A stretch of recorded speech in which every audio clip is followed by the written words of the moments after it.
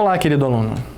Na aula de hoje, vamos falar do levantamento de requisitos, do que ele significa e como ele vai influenciar de forma crucial e essencial a modelagem de dados para a criação do nosso software, que será o fruto do projeto em conjunto com o cliente e a equipe técnica projetista. Depois, vamos recapitular os principais conceitos da modelagem de dados para começarmos a construir o banco de dados de acordo com todas as necessidades dos stakeholders do projeto.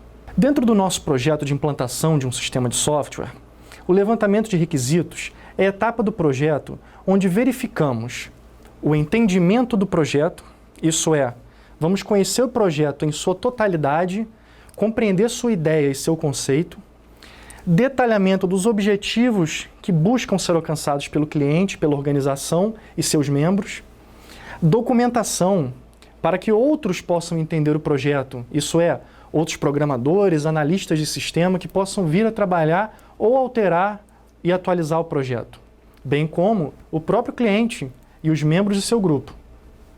Para que haja transparência na projeção que visa tanto a confiabilidade do analista ao apresentar o desenho do projeto na íntegra, como também para que haja compreensão mútua de que os objetivos do projeto serão em tese alcançados na execução do projeto. Vamos falar com detalhes disso já já. Também é onde verificamos, por último, o esclarecimento do fluxo de trabalho, processos e serviços dos membros dentro do projeto.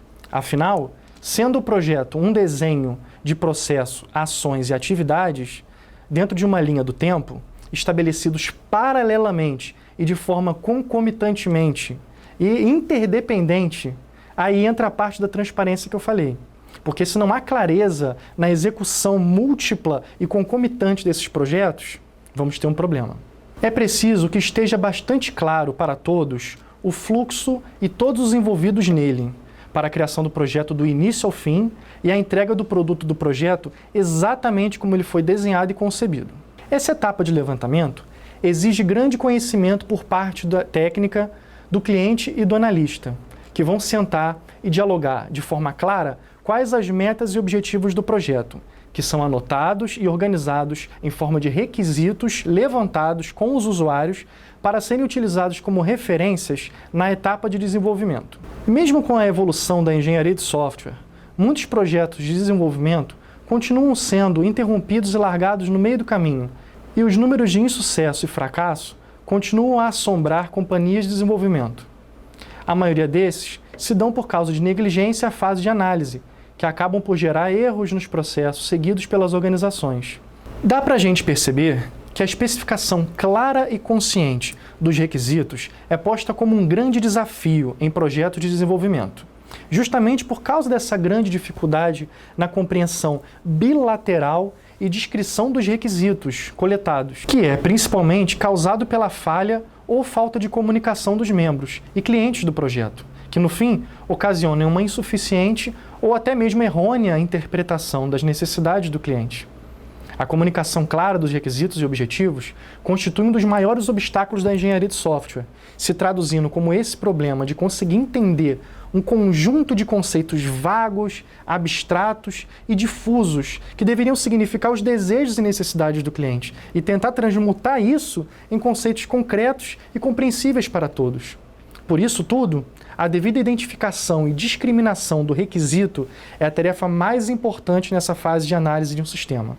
Um requisito interpretado incorretamente durante o levantamento com os usuários ou cliente pode gerar impactos terríveis no projeto inteiro, atrasos nas entregas e talvez até mesmo ter de refazer vários pontos várias vezes para corrigir um erro aparentemente pequeno que tem um efeito borboleta. Algumas das técnicas mais comuns para se levantar requisitos de forma clara é com entrevistas, criação de cenários, modelagem de casos de uso e a etnografia, pois até mesmo observação e auditoria por parte do analista, fazendo com que se descubra um requisito que talvez nem o cliente tivesse percebido ser essencial ou que não conseguiu traduzir de forma clara. Quando já temos um escopo dos requisitos definidos, precisamos passá-lo pela etapa de validação.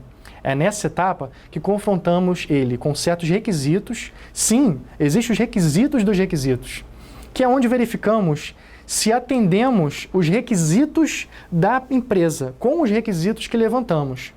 E vemos se esses requisitos levantados vai realmente atingir o objetivo do cliente e do projeto. É verificado se o sistema final fornecerá as funções que melhor vão atender as necessidades do cliente. Verificamos se existe conflito nos requisitos levantados e se eles ferem a consistência do projeto como um todo. Verificamos sua completude também, se estão incluídas todas as funções e restrições requeridas pelo cliente. Também observamos o realismo do projeto, isso é, se ele poderá ser implementado com o orçamento e tecnologia disponível pelo projeto. Por fim, verificamos a verificabilidade dos requisitos, ou seja, criamos testes para demonstrar se o sistema atende os requisitos especificados. Quando a gente estabelece processos bem definidos e atendemos todas as entregas, cumprimos todas as etapas para a criação do projeto. A gente consegue resultados satisfatórios no fim das atividades que compunham o projeto. Quando a gente for se referir a processo, temos que ter em mente uma documentação bastante clara e com suficiente número de detalhes para que todos que não participaram do projeto, por exemplo, possam entender. Essa documentação precisa estar representada por técnicos competentes e pessoas devidamente capacitadas, instrumentos apropriados para execução e concretização do projeto e, assim, efeitos e frutos satisfatórios. Com o passar dos anos, até o dia de hoje, o meio dos programadores e analistas de sistema tem reconhecido a real importância e o inestimável impacto que a engenharia de requisitos tem na indústria do software, interpretado que o tempo gasto na compreensão e elucidação dos problemas é, na verdade, um eficaz investimento do tempo. A gente precisa primeiro sempre entender a real necessidade e o desejo do cliente e dos stakeholders da organização, para podermos começar a projetar um software que atenda a esses pontos de forma perfeita. Nesse momento, o ideal é começarmos com o estudo de viabilidade. É um momento em que é analisado pelo cliente, pela equipe técnica, e se decide se vale ou não a pena gastar tempo, recursos e esforços com o sistema necessário a ser implantado.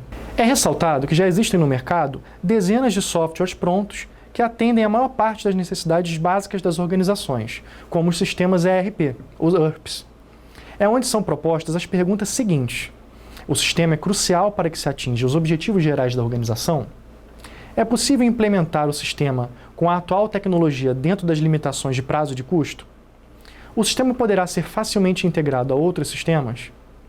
Qual a real contribuição direta que o sistema poderá prestar aos objetivos da empresa?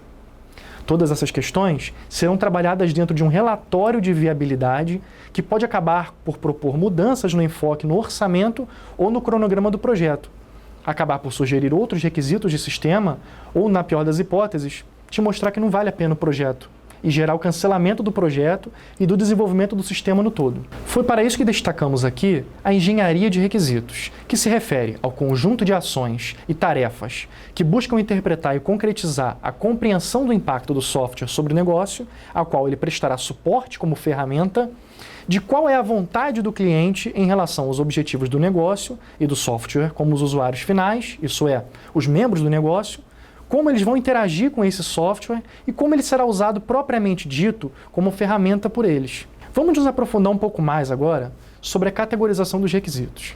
Os requisitos podem ser classificados como funcionais e não funcionais.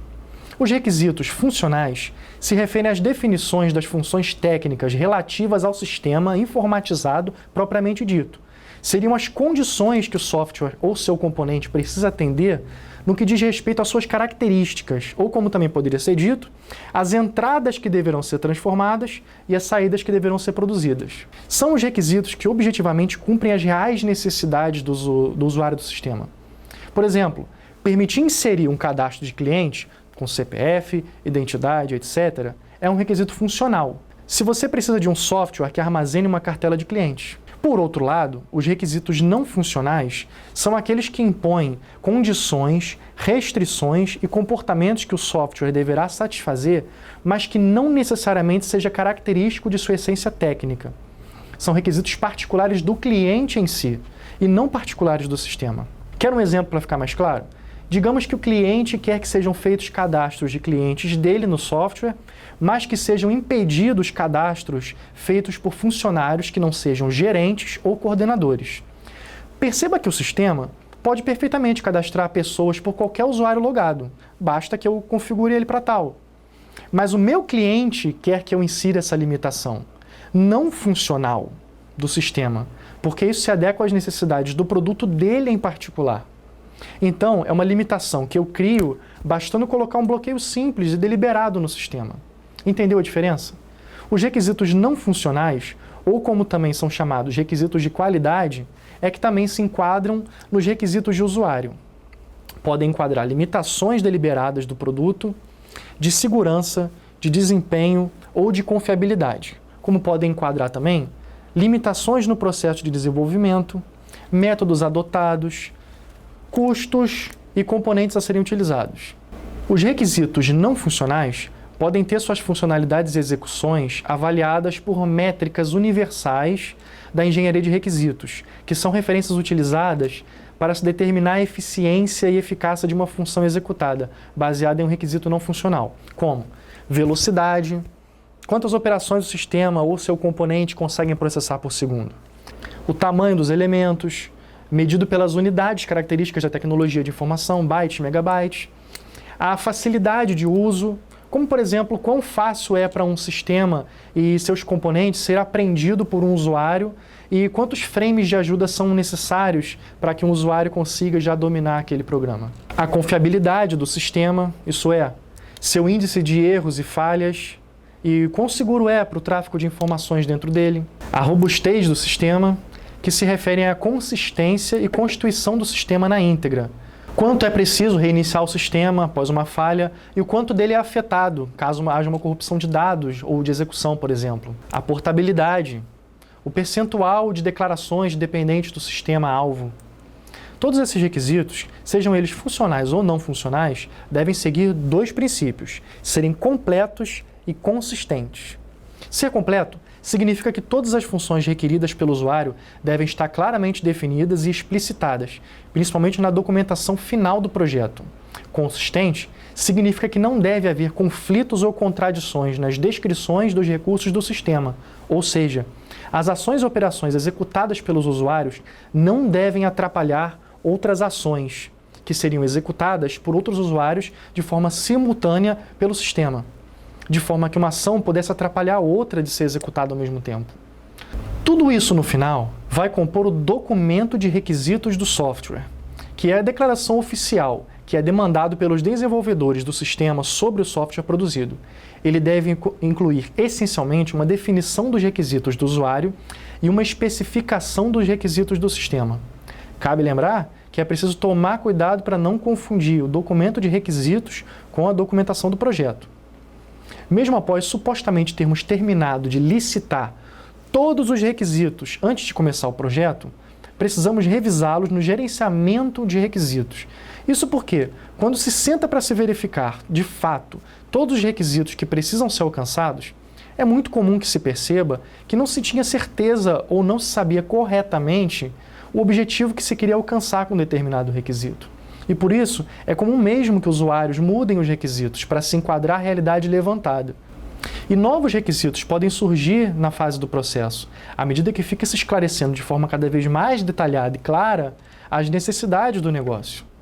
Também ocorre que todos os interessados e stakeholders da instituição enxergam o mesmo problema de pontos de vista diferentes. E seus objetivos também podem não necessariamente ser similares, ou até mesmo concomitantes com outros membros da organização. Por isso, requisitos serão sempre, inevitavelmente, incompletos e inconsistentes. A modelagem de dados do nosso sistema vai exigir que tenhamos total certeza dos requisitos e usos pelos stakeholders da organização. Ela vai transformar os elementos com os quais trabalhamos nos requisitos em objetos característicos de sua linguagem. Mas isso fica para outra aula. Até a próxima!